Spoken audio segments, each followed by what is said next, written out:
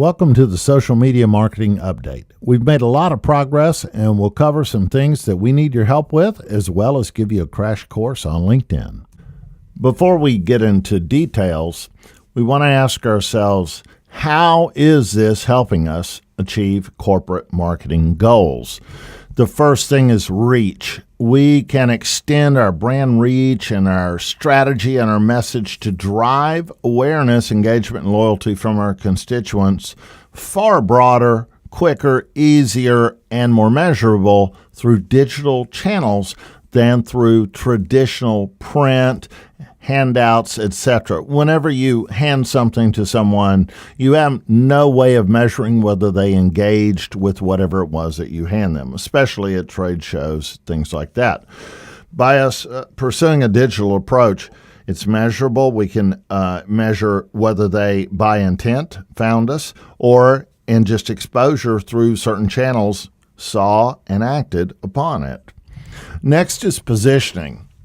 When we are on social channels, online channels, we demonstrate that we're a market leader in recognized constituent touch points and engagement channels that are seen far more frequently. We post, and we have a much higher likelihood, measurable, that will get seen. This allows us to quickly expand our reach and position ourselves as that market leader.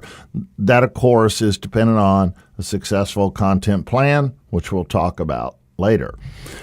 From an analysis perspective, measurable engagement is possible because of interactions online. We know when people react to us and engage with us. Customers and competitors participate in channels such as LinkedIn, drive awareness of and adoption of market trends. This has been proven over and over and over. Exposure online drives markets, and this is why we want to be a leader rather than a follower. Last thing is engagement. We can engage with our constituents as frequently as we want and very easily in a channel they prefer. And they demonstrate and enhance that engagement through their reactions to us. The online world allows you to post, to repost, to correct, and do things far, far easier than traditional channels do. As of December 18th, all accounts for social media have been claimed. We've begun working with Barry PR and MoBoss to align them to the strategic plans and leverage their strengths. We've created a content calendar and we're refining it with input from sales, marketing, MedEd, and the vendors. We've posted on LinkedIn and Facebook for recent events and had a great spike in numbers. The plan is working, but we need your help and engagement to really move the needle. You may be asking why Facebook and LinkedIn when we typically run journal ads and traditional methods. Well, post to LinkedIn and Facebook help awareness of product news, MedEd events, meetings, conventions, publications, and PR in a completely different way from print ads. When you run a print ad, you're putting it out to a general population, hoping they see it mixed in with a lot of other things. When we run a digital post, we target people by audience group, by their behavior, and we can track success. We know they saw and received our message, and if we see they aren't, we can improve upon it to ensure that they do get the message. That's the big difference between a digital strategy versus traditional print. To recap what we showed you in the blueprint, we have our Friends campaign that helps you connect to doctors you know and grow your LinkedIn network. And we'll ask you to export your contact list from LinkedIn for use in an email campaign. The Follower campaign helps us build our Cerapedic audience on LinkedIn. Using the exports we collect from you, we'll email those contacts and invite them to a special page on Cerapedics.com that marks them for later campaigns, shares some iFactor info, and connects them to our LinkedIn page with a special button. To get started on this, we'll review with you how to engage and build your network on LinkedIn. We'll ask you to connect with doctors we meet at shows and from societies and spread these connections among the leadership. If your schedule doesn't allow you the time to do this, we're happy to log in as you and do this for you. We won't connect with anyone you don't approve. The upside to this will be a great network for you on LinkedIn. First thing we'll need to do is set up your profile and see how you're doing with connections and followers. If you don't know the difference, we'll show you in a few minutes.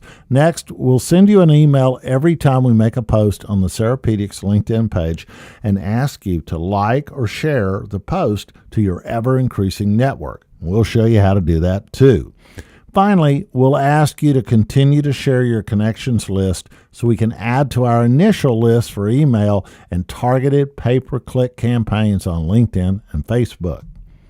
Here's a quick overview of how we're looking on LinkedIn. There's only 374 followers and 31 employees, which aren't huge numbers compared to NuVasive with 41,000 or Medtronic with 488,000, but we're going to get there. And here's how. With our current leadership network, we've got almost 5,000 connections and followers and thousands more when we add in the rest of the employees.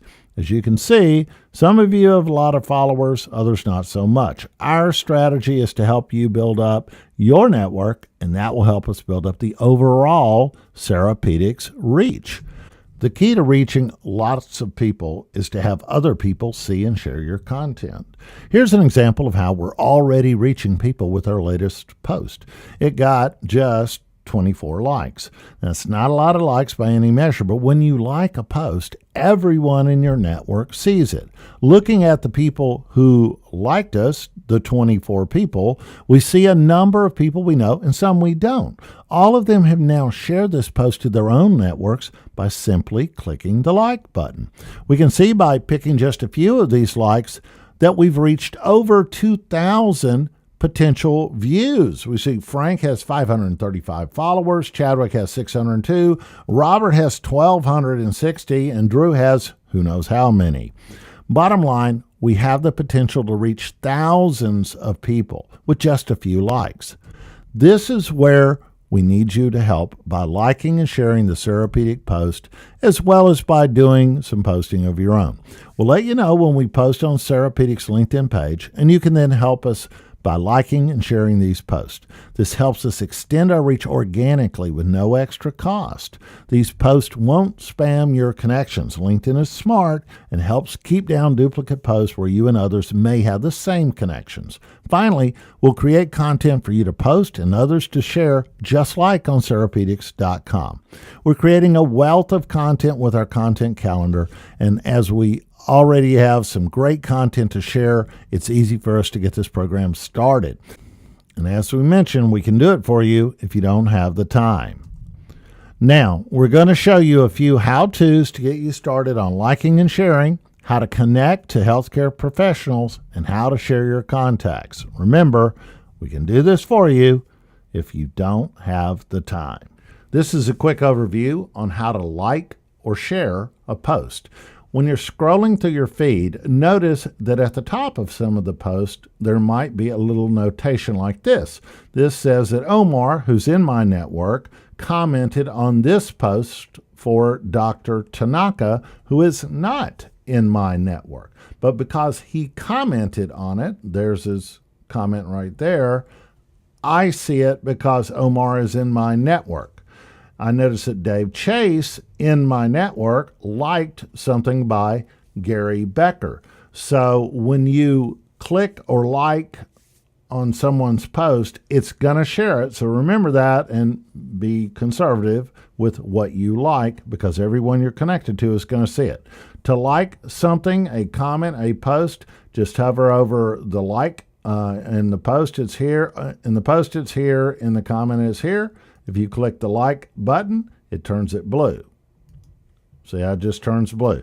That's all there is to it, to like an article. Now, if I'm scrolling down and I see something that I think is pretty interesting and I want to share it, I can go over here and hit share. This is fairly self-intuitive. So I click on share and I'll type, I don't have to write anything, but I can write something in here if I like. I'm just going to hit post, and it's now successful, and it's on my timeline. So if I were to go into my timeline, there's my activity, and then there's the post that I put in there. So it's that pretty much that simple.